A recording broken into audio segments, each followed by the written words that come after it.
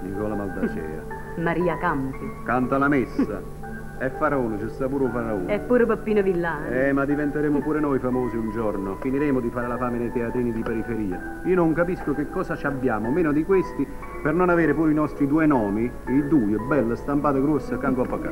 E che ne so io, Pasquarie, che ne so. Forse è questione di repertori, che ti devo dire?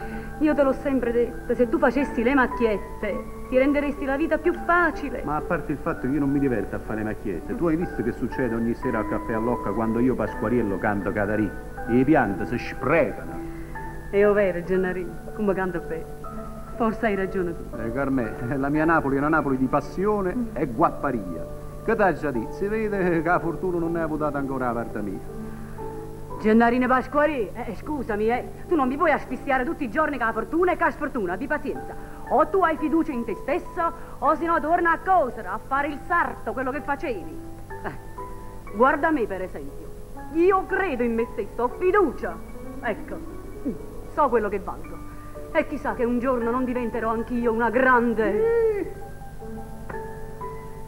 Gennari, ma vuoi per niente sembra così scucciato, no? E fatti una risata, ridi, ridi. Il riso fa buon sangue, Gennari, stammi a sentire.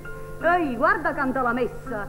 Quello la messa non la canta proprio. Si fa solo un sacco di risate, si fa. E se sto facendo la faccia nostra. Prima la risa, mo la rasata nuova. Ma ride bene chi ride ultimo, l'ha detto pure il proverbio.